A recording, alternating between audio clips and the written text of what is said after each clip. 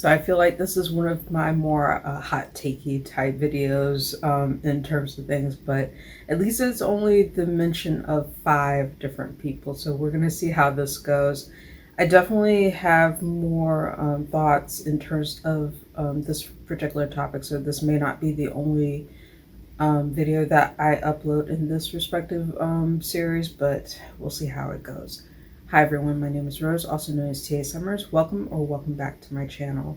So today's video is going to be very hot takey in terms of things, and I had been working on this particular video for a little while but didn't get a chance to upload it, so I figured originally this was supposed to be like 10 authors that I was going to name, but I condensed it down to 5 to make the video shorter. This was another one of the videos that I lost in terms of the my SD card going bust, and essentially I had to refilm it all over again. But this particular video is 5 authors that I no longer read from and have read from before. So I'm just going to go ahead and jump in.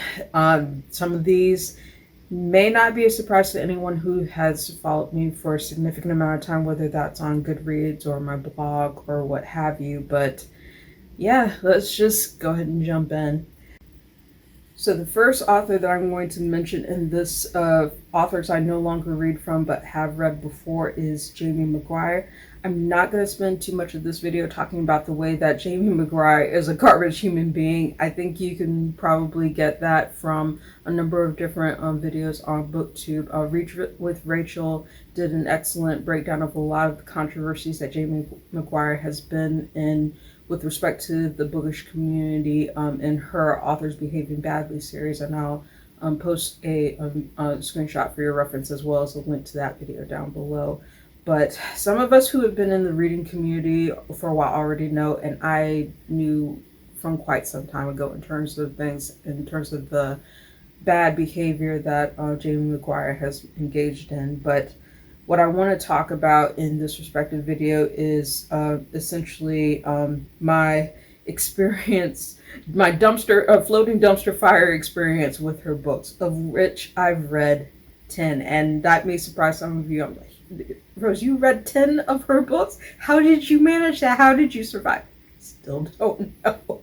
I still don't know in terms of things, but that includes 2 novellas in terms of things. So for those of you who are wondering, that part of it was part of the reason why I read that many books by Jamie McGuire at the time. And this was during the heyday when New Adult was kind of like coming up and rising in popularity in terms of things.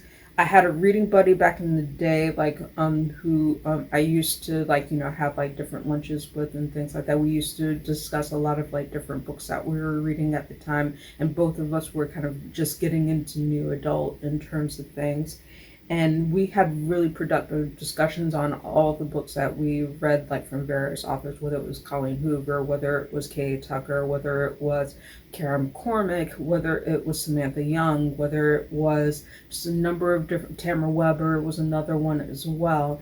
And just a lot of like different books that we were reading at the time. We had very productive discussions with it, and I really respect and value her opinion on these in terms of things. But Jamie McGuire, I think we both agreed that a lot of the appeal in Jamie McGuire's books, I struggle to understand it myself in terms of things, but I think we agreed in terms of the discussions we had that Jamie McGuire had a lot of appeal to people because of the level of drama, even if it was contrived drama between the characters in her various books. And I think it's appropriate for me to kind of like start off with Jamie McGuire at the center of this video, because she did recently have a book that was adapted to film called Beautiful Disaster. That has been, it was originally a self-published book in terms of things, and I'll put the original cover here for your reference. I didn't pick it up at the time when it was first published because the cover didn't appeal to me, and it was originally marketed as YA. I can tell you from reading it myself that book is definitely not YA, and eventually she rebranded it to be New Adult, which kind of like was slow to take off at that particular time, and then had kind of like a boom for a little bit in terms of labeling for describing that intermediary between teen and adult books in terms of things. But even then, the book itself was riddled with a lot of different problems and issues with the main couple in terms of them being very toxic towards each other. And I cited in my review that Beautiful Disaster was one of the worst romance books that I read in terms of things, because there's a lot of unchecked emotional abuse that Travis does to Abby in the course of the book in terms of things. And you are never like, it's never like acknowledged by the author in terms of like the dynamic, the toxic dynamic that's between them in terms of things. And even though Beautiful Disaster has been made into a movie and the trailer looks a lot like a rom-com, the events in the book, I can't speak to the way that it may have been changed for adaptation for film in terms of one of the Sprouse brothers playing on Travis Maddox, but the book version of it is definitely not a rom-com. It's definitely not a rom-com at all. And let's see, what other things? I can say that I've also read like several other books of hers that aren't related to A Beautiful Disaster. I did read Walking Disaster in terms of the retelling of Beautiful Disaster from the viewpoint of Travis Maddox, which really wasn't that great.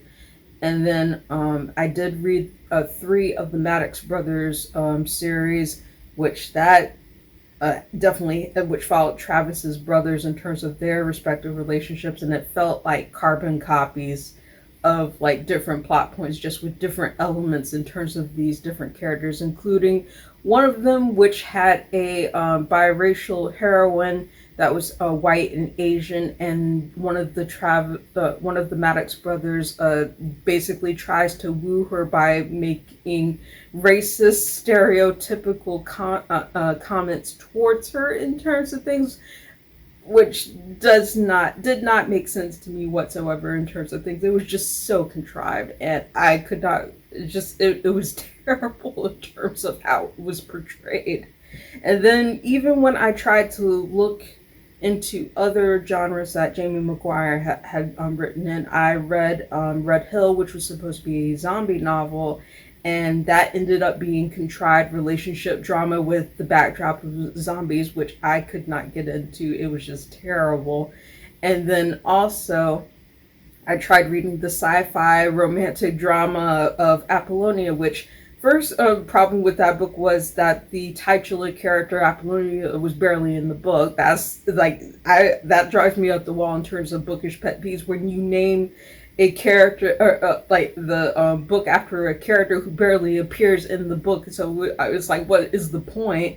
But then it also had so many racist stereotypes and things like that, and just misogynistic language and other things that just totally threw me out of the book in terms of everything. And then I also read another one of McGuire's YA series, which was called Providence. I think that was published back in 2011, if I remember correctly, and it was self-published by her, if I remember correctly. But that felt like kind of a knockoff version of Becca Fitzpatrick's Hush Hush, just not done in as appealing of a way, with the relationship and that being pretty toxic as well. So ultimately, Jamie McGuire, definitely not an author for me. I did try so many times to try to get into her books. Wasn't for me, but I think it's the combination between trying so many of her books and them ending up flat, along with her being a garbage human being, is just a no for me. So the second author, and authors I will not read from again that I have read from before, is probably no surprise to anyone in terms of things, Cassandra Clare. I have read 5 of Cassandra Clare's books to date. 2 of them were from the Moral Instruments series. They were the first 2 books of the Moral Instruments series. And that series did not work for me, between just not being able to connect with the characters and the portrayal of incest in it and all this other thing. It just did not work for me in terms of that. But I did finish the Infernal Devices series, which I had mixed opinions on in terms of For Execution. I did finish all three of the Infernal Devices series, of which I feel like Clockwork Princess was probably one of the better books in that respective series, even though it still remains to date the only Cassandra Clare book that I own, and I'll put the cover up here from your reference. I got this secondhand because someone no longer wanted their copy and ultimately sold it to me. So I was able to pick that up and keep it in my collection. I still have yet to write a review on it, but I told myself that after Infernal Devices, given what I know in terms of some of the things that Cassandra Clare has done in the community, Rachel also did a wonderful video breaking down all the issues with respect to Cassandra Clare in terms of things, and the combination of me just not being pulled in by her respective works and writing. I told myself I just would not be able to read from her again in terms of things. So that's my second author. The third author that I will not, that I have read from before, that I will not read from again, is one that hurts a little bit because I actually loved both books that I read from this particular author, but the behavior that she has engaged in completely turned me off from picking her up. And I've mentioned her before in one of my videos in terms of giving a breakdown of things in terms of books that I love, but I wouldn't pick up from this particular author again, Rory Power. So Rory Power is the author of Wilder Girls and Burn Their Bodies Down, both of which that I really enjoyed for my time in terms of reading YA horror done well in a way that kind of appealed to me in terms of things. But I heard about how this author was involved with a bullying effort against another author, a marginalized author, basically tearing her down and bullying her before she was ever published and trying to discourage her from publishing, which completely turned me off of picking up any of Rory Power's books ever again in terms of things. She did eventually end up apologizing in terms of things, but I feel like the only reason why Rory Power did apologize for this was because she was specifically called out for this kind of behavior. So it just felt like it really just soured me in terms of being able to ever pick up anything from her again. And the fact that she did this with Emily Duncan as well as one other author in terms of this marginalized author just completely turned me off her works in terms of things. I still have both Wilder Girls and Burn Their Bodies Down in my collection. I'm probably just going to hold on to them because I did like those particular books, but I'm not picking up anything else from her again. And it may be that I scarcely talk about either of those books or her on the channel apart from this. Or if I do talk about those respective books in terms of things, I will mention this respective incident in terms of things, in terms of the reason why I don't read from her anymore. So that's author number 3 of authors that I used to read from that I no longer read from. Okay, here we go. This is probably the toughest decision, toughest choice for me to actually talk about on the channel because it directly involves me, at least in one part of this respective thing, but this was a messy drama. So here we go. Nnedi Okorafor is an author that I used to read from that I will no longer read from ever again. And here, this is another one that hurts. Believe me when I say I shouldn't be upset about this one, but I am, and I'll explain why. So I was all in to read more of this author's works. I read Binti, really enjoyed it. I had picked up Akata Witch as well as Akata Warrior, and I had put on order for Remote Control in terms of being able to pick up works from this respective author in terms of things. So I was excited to be able to pick up a lot of these works in terms of the author because I was really intrigued to see, like, you know, what else she had done in terms of the spectrum of writing science fiction, which is right up my alley. And Binti was right up my alley too. And I do still plan on doing a full review of that for the channel as well as my blog and things like that. I haven't stopped considering doing a review of that book at least. in terms of what I've read and what I enjoyed from that novel. But I think after what I would like to call makeup gate in terms of social media, my respect for Okorafor was pretty much obliterated into dust. So I'll recap what happened with that. So on Twitter, Okorafor had posted a really, what I would consider to be a very judgmental tweet about natural beauty in relation to herself. It was stating a preference, but at the same time, when I read this, it wasn't so much the fact that she was talking about her preference for natural beauty that bothered me, because, you know, preference is preference. Everyone has a right to that. But it was more like she seemed to be putting down people who wore makeup and put her preference for natural beauty in a way that was very judgmental, to say the least. And I'll post the first initial tweet for that and a follow-up tweet for your reference in terms of what she said up here. But she talked about it being an illusion, which I saw after the fact, which confirmed to me that she didn't post this in a way that wasn't intended to be judgmental. And so there were a number of people on Twitter who were calling her out for this in terms of things, saying how problematic that framing was, even bluntly stating that it was a pick-me attitude to have. In the midst of all that backlash, I had quote tweeted her original post in terms of things specifically to say, hey, this is not okay. And so I responded to her as well through my tweet thread, which I'll post the respective tweet thread that I have up here. The first tweet first, the second tweet and third tweet in that same thread for your reference here. So you can pause to read them if you want to. But, well, let me backtrack a little bit in terms of things.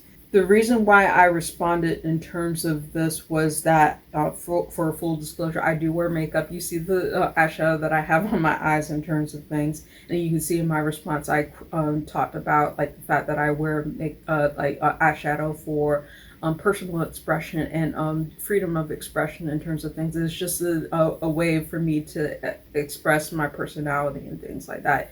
I don't consider it to be something that is like meant to conceal things, or what Okorafor was arguing in the measure of her tweet.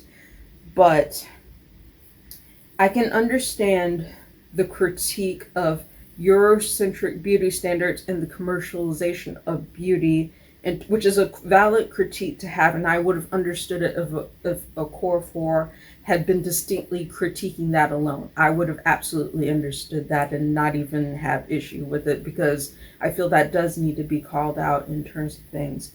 But the way that her tweet came off in terms of things between the first tweet as well as the follow-up tweets that she had in her respective thread felt like that it was villainizing anyone who wore makeup in general rather than embracing what she noted to be as natural beauty.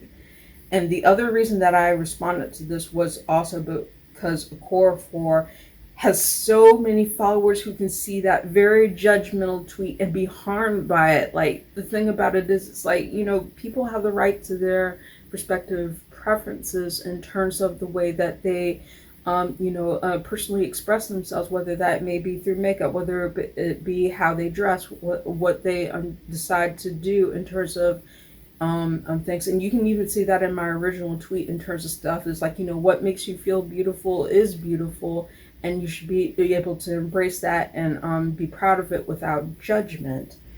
But I essentially said that her take wasn't the way to go, that everybody's body, as I said, is beautiful, and that you have a choice to doing whatever you want and expressing yourself with that. And I said I wore eyeshadow as an example of personal expression. I was also kind of think about it in the way that people define makeup in terms of different things, that it's not just a personal expression thing, but it can also be a cultural thing as well for different people of different societies and things like that.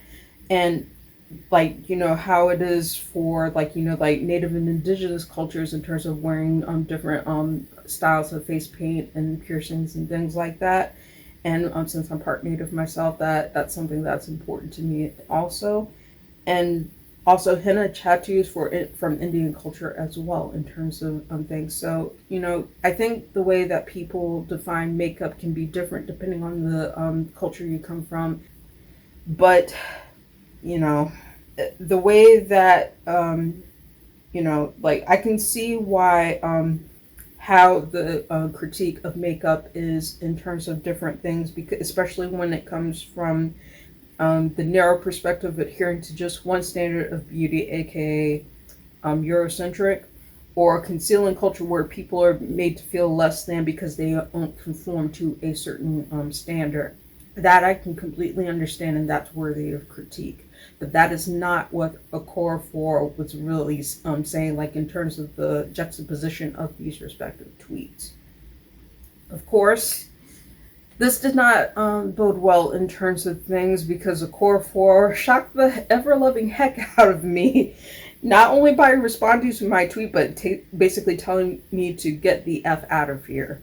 And you can read her tweets here. And so, I definitely got the F out of there in terms of things. The whiplash that I got from her respective response to that, it was so unabashedly rude and condescending. Like, I can't even, yeah, it was hurtful.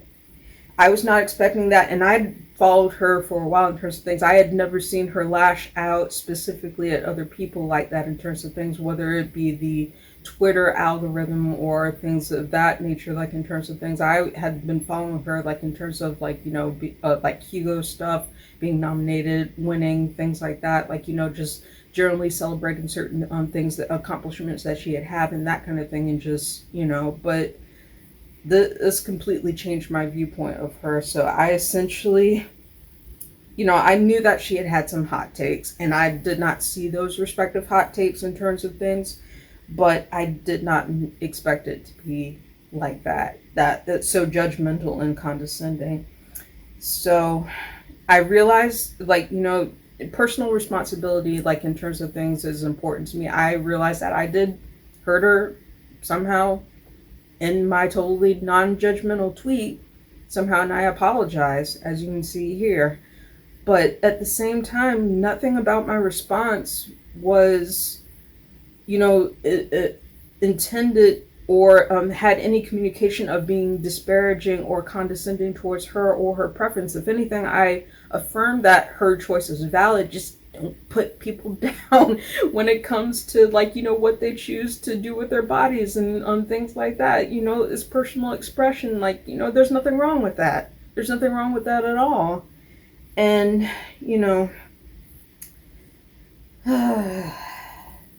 see, so there were also people who came after me in her mentions in that same thread in terms of stuff, in terms of the very valid point that I was making for that, and I didn't like that at all either in terms of things.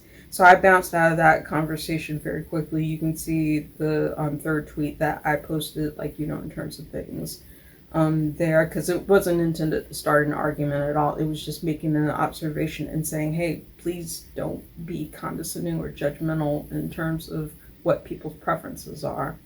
Seriously. And, I had a few people reach out to me after that particular exchange saying, Rose, you didn't do anything wrong. She's been like that for a while. She's had hot takes for a while. I'm like, but even still, it doesn't make things feel any better in terms of what she chose to do in that exchange. So what I did after that is I unfollowed her, blocked her on Twitter.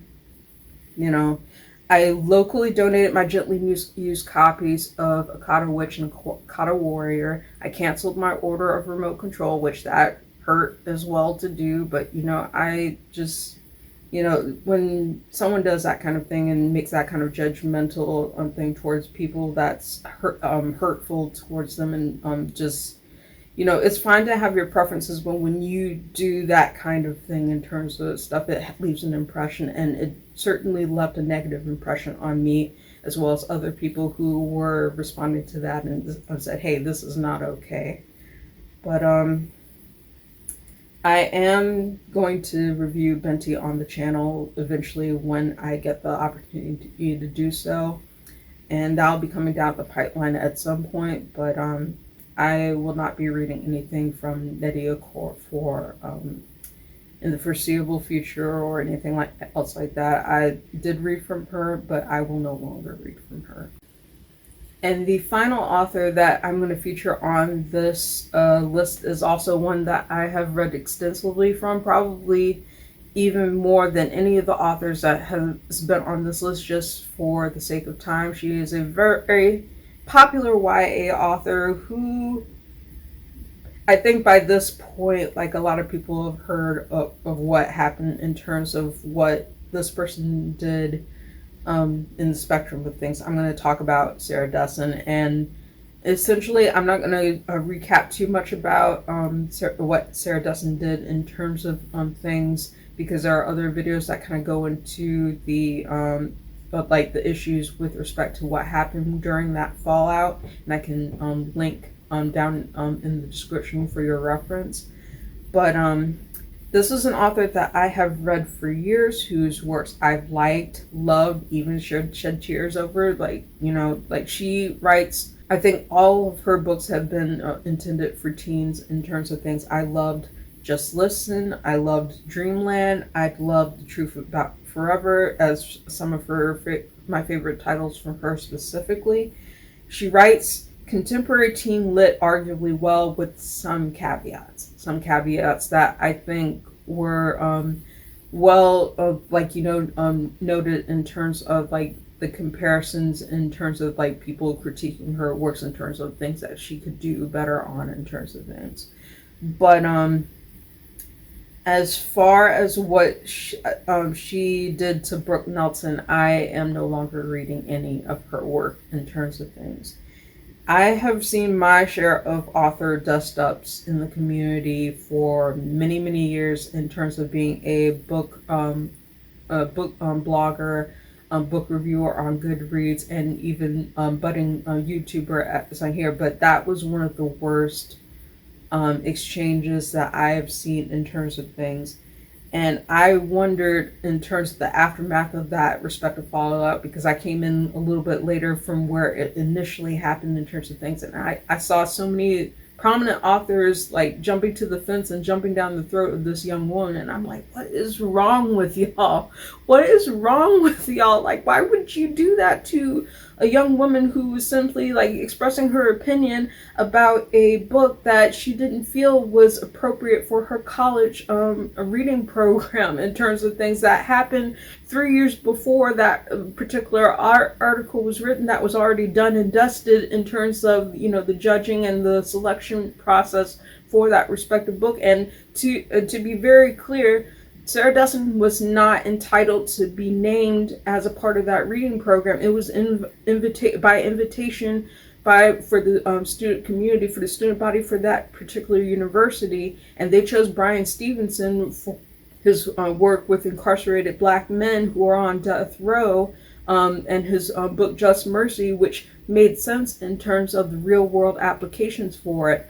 If you look at the timeline in terms of things, if they were talking about issues of social justice and things like that, probably the book that was in the running for that particular nomination was Sarah Dessen's Saint in Anything, which is not a terrible book by any means. I read it myself and I actually really appreciated it, but I also noted that it was very much like in the realm of fiction without really necessarily going into some of the real world work, and operating from a space of privilege in terms of, like, you know, incarceration and in terms of things, and, like, you know, the justice system.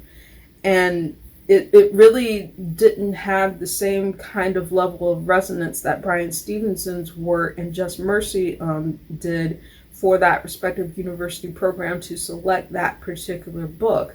So I understood completely where Brooke Nelson was coming from in terms of saying, hey, this book is not appropriate for this particular thing. So I'm going to say that this is not something that I want to vote for. This is not something I want to advocate for. Let me do this book instead and give it due attention, and have Bryan come to the university and things like that to be able to speak on his work and that kind of thing. So, you know, it makes sense. It wasn't so much the fact that she was saying that teen literature didn't have value. It was just for that specific program and that specific selection that did not work for her. She had absolutely every right to say that without being ridiculed in the way that she was. And Brooke Nelson dealt with threats, rape threats, death threats in the mix of all of that thing, which I feel like gets kind of like shoved underneath the bus in terms of things. It's like she did not deserve that level of vitriol for just expressing her opinion about not really wanting Sarah Dessen's work to be chosen for her college program.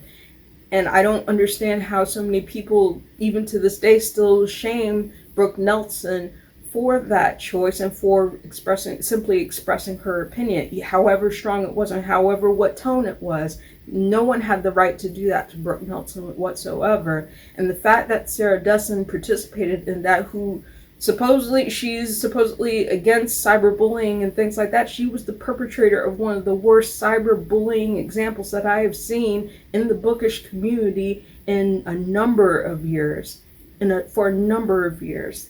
And that is just so disappointing. And even more disappointing in terms of things, she did eventually apologize. Sarah Dessen eventually apologized for it, but it took her several days of passive aggressive commentary saying, oh, I won't do this again, have a nice day, after people were saying, hey, you started this very toxic conversation, you need to say something about this right now. And then the fact that she neglected to do so was just infuriating, to say the least, is what I'll say about it. But yeah, with respect to how I'm going to handle conversations with Sarah Dessen, I own a number of her works.